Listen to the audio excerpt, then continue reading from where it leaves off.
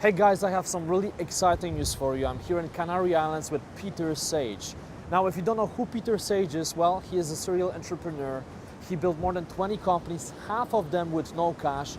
And he travels the world all the time, presenting on stage at various events. He presented with the likes of Richard Branson, Bill Clinton.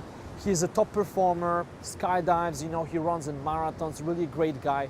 Make sure that you check him out. He actually has a really amazing TED Talk on YouTube. Now, at the moment we are filming a brand new Udemy course about building a business with no money, and I showed Double Your Confidence course to Peter, and we decided that it may be a good idea if he publishes a bonus section just for you guys about confidence and self-esteem. Now, Peter ran in the Marathon of Salb, which is the toughest foot race in the world.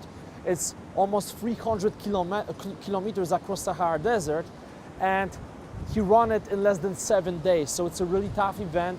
And in this bonus section, he will share with you his story in the context of building your confidence, the belief in yourself, self-esteem, but also destroying your fears and limitations. So I hope that you'll enjoy this section, guys, and I'm gonna see you soon.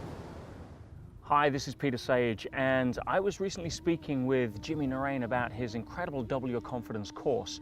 And during the course of that conversation, Jimmy asked if I would relate to his audience some of the lessons that I got from an experience I went through recently, which really is one of the toughest, most physical and mental experiences I've ever been through.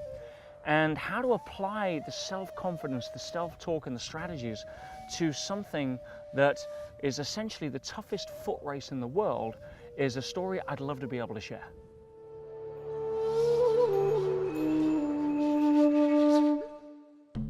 It all began, ironically, on a beach full of sand, not a dune, but a beach, when I was running with a very good friend of mine, Tim Iverson.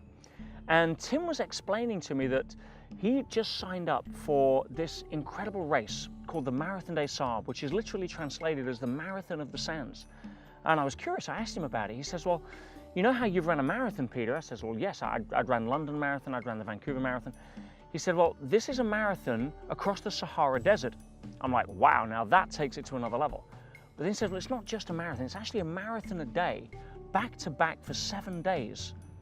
Apart from day 4, which is actually a double marathon. Now, for a marathon, for those that don't know, is not actually a race, it's a measure of distance.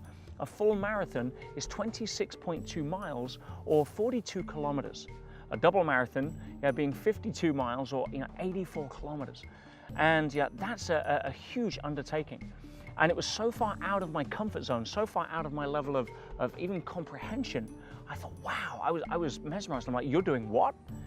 And we started talking about it, and the more we spoke about it, the more excited I got for him, and the more a little voice went off in my head saying, wow, this is something you've got to do. It's one of those voices that usually gets you into trouble. So anyway, I was hooked, and I agreed there and then. I shook his hand and says, let's do it together. And so I signed up, and this is in September. The race is in April, so we didn't have a huge amount of time to train for something like that. Some people that run the Marathon des Sables train for 2 years.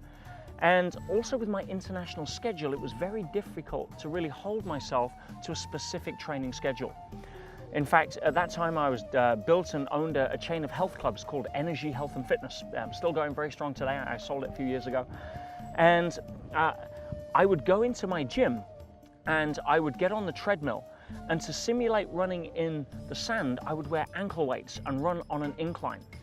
And then to simulate the heat, I'd wear layers and layers of clothing, and I'd also wear a pack on my back, because part of the rules of the race state that you have to be self-sufficient, which means that all of the equipment you'll need for the race, including all of the food for the entire duration, you have to carry with you.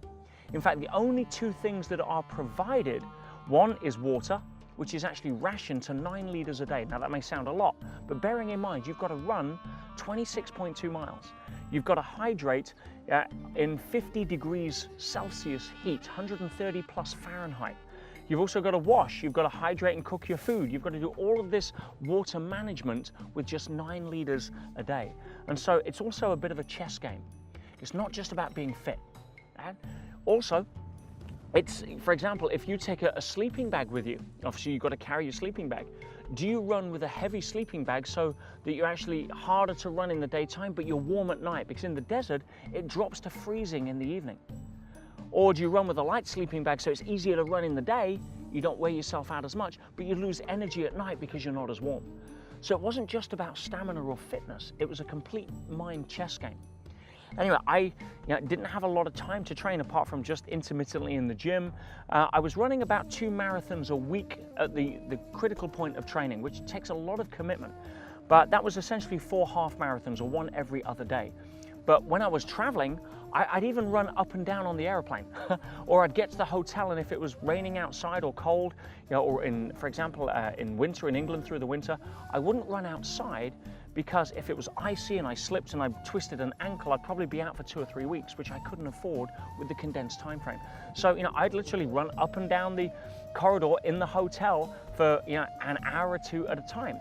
In other words, there's no excuse. So many people come up with excuses as to why they can't do what it is that they ultimately are afraid of. Whereas, if you have the mindset of there is always a way, no matter what, there is always a way, you'll find that most of those excuses are a level of self-talk where we tell ourselves the biggest lie in human history. And the biggest lie in human history, my friends, is this. It is, I can't, when the reality is, I can, but I won't.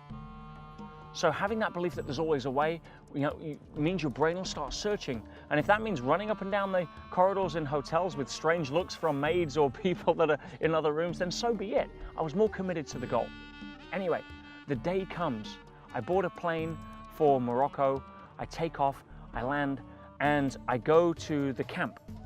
And we all meet in the hotel sort of the night before, and there's kind of a nervous energy. There's 700 competitors from all over the world, like 20 countries, that have all met up to do this. As I said, some have been training for years.